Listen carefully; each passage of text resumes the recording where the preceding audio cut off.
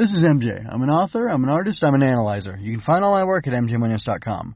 Welcome to Story Over Everything. This is episode 43, and this time it's Grobug Tales Chapter 11, Part 4. So this is my fourth week, basically, documentation of my fourth week working on Grobug Tales Chapter 11. This contains the author's log from November 4th to November 10th.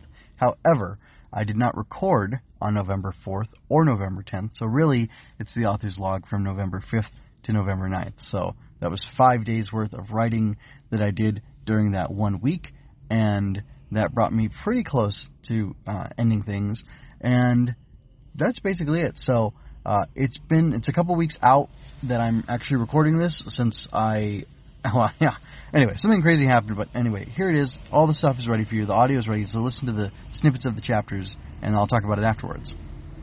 I failed to make time to write on November 4th, 2023.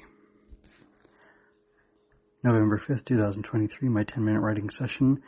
This is continuing in Grobug Tales Grobug Tales, Chapter 11. This is Part 21. What was that? Chirp spun in place to see the Mockwing bellowing at her and Quiver. But I heard it. Not enough, Quiver shouted and nudged her aside as the foe struck a blow between them. Let's get her, Chirp called to Quiver. The Mockwing swept its head towards Chirp, beak snapping. How? Quiver asked. It advanced, snapping at Quiver, then turning to Chirp. It wants you, you think? She dodged another peck. I have an idea. Great. What? That was 79 words, and it took me 11 minutes to write. My 10-minute writing session for the 6th of November, 2023. This is Grobug Tales Chapter 11, Session 22. Be the bait. Bait? Why? For a trap. What trap? I'm working on that. Wah! Chirp narrowly escaped another peck. Just like that.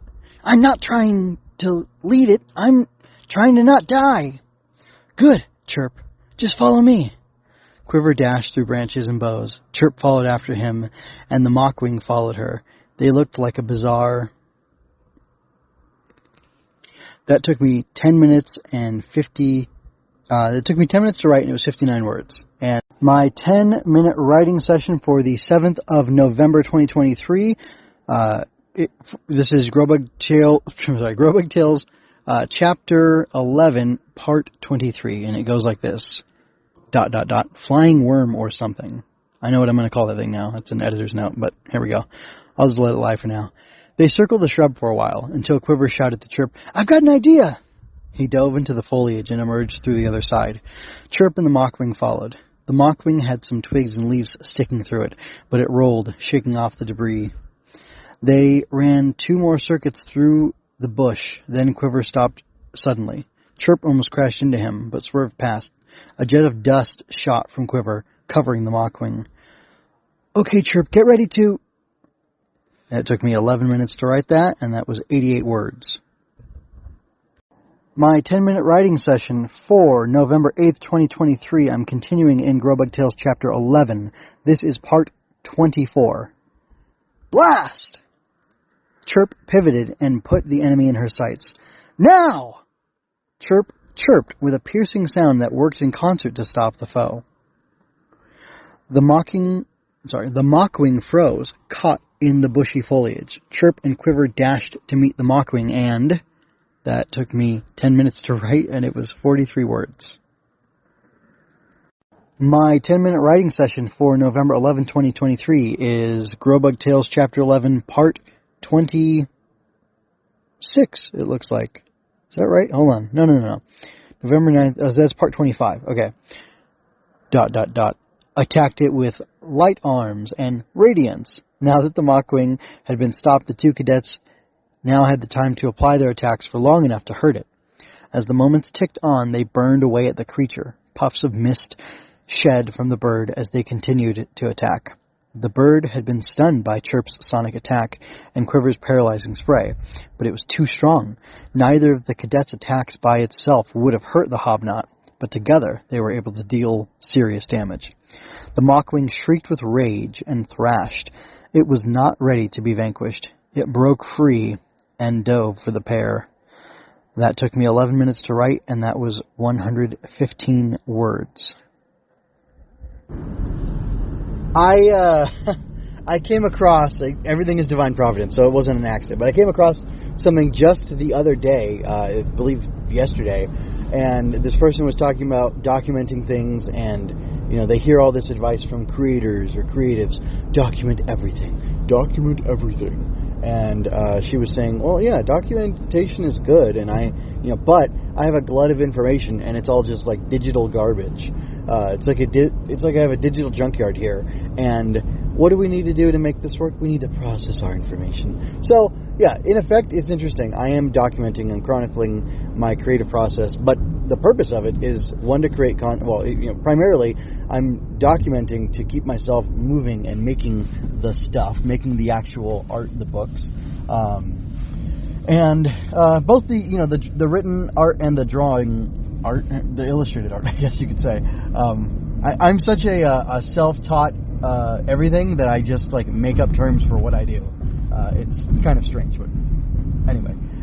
So yeah, I'm a self-taught illustrator, self-taught writer, and I am documenting my writing every day when I do it, which is the plan to do it every day, and I'm documenting my drawing every day to do it, which again the plan is to do it every day.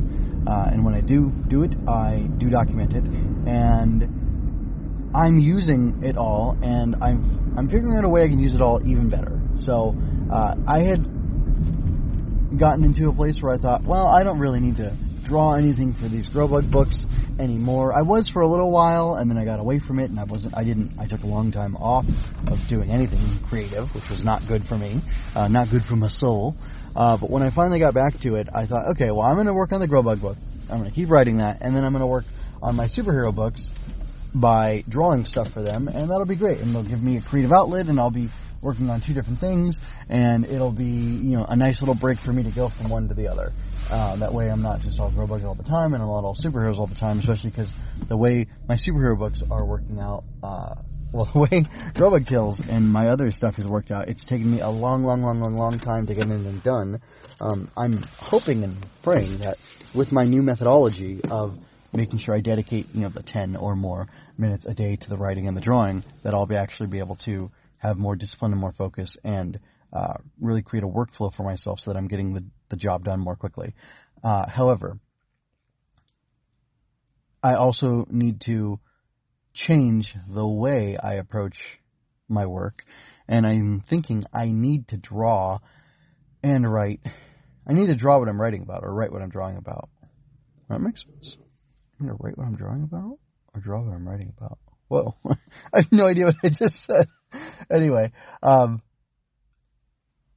in between the time I was working on this book, I went from drawing some Grobug Tales stuff, covers and little character sketches and things like that, to exclusively drawing stuff for my superhero world, which is good. But I realized recently that the act of drawing for my superhero books gave me all these ideas for these superheroes, and really invigorated me and made me want to write them. And I almost stopped working on Grobug Tales, doing the draft 2, doing all the revisions for draft 2 and cleaning it up, or I guess cleaning up the first manuscript and turning it into the second manuscript. I almost stopped that to write a short story about a superhero, partly for money, because I found a cool group of people and the opportunity to get involved with anthologies, contribute to anthologies, which I will discuss at some later point. And partly because I was just so taken with the idea. I was sketching out this superhero guy, and it seemed, it felt fun, it felt new. And I've said this before, but I haven't thought about it in the context of actually writing recently, that when I draw, I come up with story ideas. Drawing actually, and I don't do it purposely, I can just start drawing. Oh, I want to draw a lady with a skull sword. Okay, I start drawing a lady with a skull sword. Why does this lady have a skull sword? Where's she from? Whose skull is this? Do we know? Is somebody dear to her? Is it an ancient skull sword, whatever. As I'm making the drawing, as I'm manifesting this image from my head, something happens, and there are story ideas that emanate as well, along with the actual drawing. I believe this even works with characters who I've drawn before. If I draw them again, I start thinking about them in a different way. And it just kind of opens up this channel. So, I actually, after I finished the book entirely, I sketched out the Grobugs again. I tried to make them look a certain way. I tried to make them look like Digimon because that's one of my influences, and I love Digimon so much. At least the first 4 seasons. Yeah, 4, including Frontier. Frontier's cool.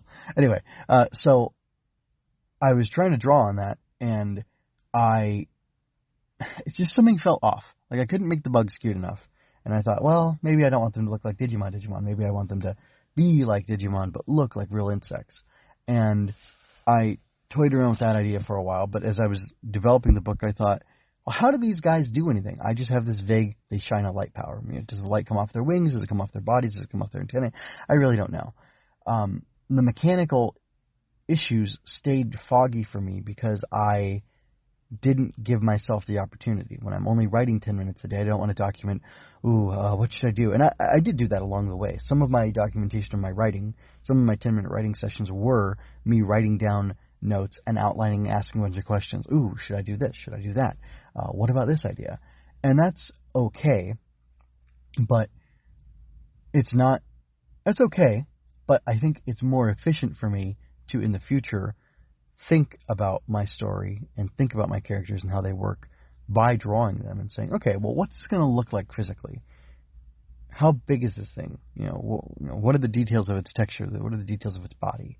And I ended up doing these sketches that I really enjoy. I did a bunch of them. I just drew bug after bug after bug, or Grobug after Grobug after Grobug, and it really helped open my mind up to how these things work. And I had eventually come up with this idea of, they have these light arms, which you heard mentioned in the book, or in the reading of this. They have these light arms that they can do things with. They can manipulate, they're literally like tentacles or tendrils of light that come out of their bodies somehow, and it's just a part of their nature, and they can use them to manipulate things. They have gross motor skills when they're younger. They get better as they go on. They become fine motor skills. They get additional arms. They start off with 2, and then eventually they get, I think 6 is what they have in the developed stage, and I don't think they get any more than that. But then I might fudge it and make it so the artisans have as many arms, as many tentacles, as many stellar beams, that's what they're called now, I think, or astral beams, as they need to have. And I think that's something I should do. Anyway, so it's really interesting. It was kind of humbling to go back and look at my revisions over the last week or two. Well, over the last week, I've been looking at my revisions, but then last night I made time to turn all of these documentation recordings, which are 10 to 15 minutes long, or 10 to 12 minutes long, and shrink them down, and then actually read what I had written, and then make commentary on it, which you don't hear in this. You'll find that somewhere else, exclusively on the individual video by video basis.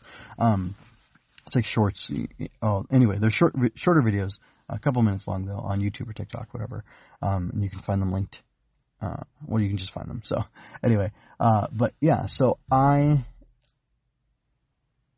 really stumbled and really faltered because I didn't understand the physiology and how the bodies worked and certain details about the characters. And I feel like had I started drawing them with an idea of, I need a guardian angel bug who can do all these different things. How can I do that? What will that look like? And I just started doing the drawing process. That in that process, I would have had a much more rapid development. I would have been able to figure things out much more quickly, and it would have been a lot more concrete, and it wouldn't have led to me. I like the fact that I was able to fudge it and do this thing where I leave things in square brackets so I can come back to it later and fix it. But I dislike how shaky the ground was on. My word count was really low throughout this week, these 5 days of writing. It was like, I had like 58, I had 70 something, I had, one that was like 120 maybe, or like 109. It was really low word counts. My target would be if I could, write however fast I want, I would want to do 250 words a minute, so I could do 5,000 words an hour or something like. I think it works out something like that. I would love that to be my pace. in order to write that quickly, I can't be developing things on the fly. I need to do more planning and more outlining. And I thought I'd done a good enough job when I started Grobug Tales, going from a blurb to, expanding a blurb into an outline, and then expanding that outline a little bit is not enough. That's what I did. That was my method for this. It could work for, this is a short story. It's less than 18, of around 18,000 words.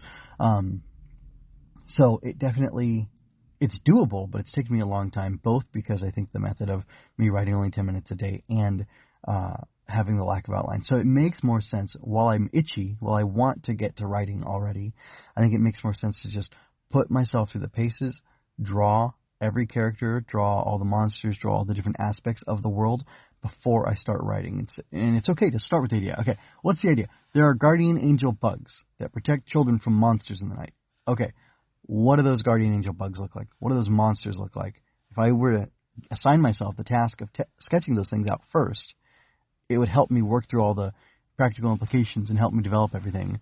And it would help me to say, okay, well, I know all these things about these characters. I have a Bible. I have a guide to them, a field guide, if you will, to the world of the Grobugs.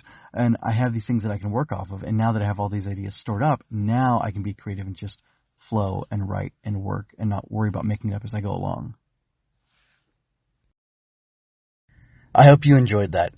Go to mjmunoz.com to leave any questions, comments, or other feedback you might have. There you can find all of my analysis, art, and fiction. I cover books, tokusatsu, comic books, anime, and more. Look around. You're sure to find something else that you'll enjoy as well. This has been a Story Over Everything production.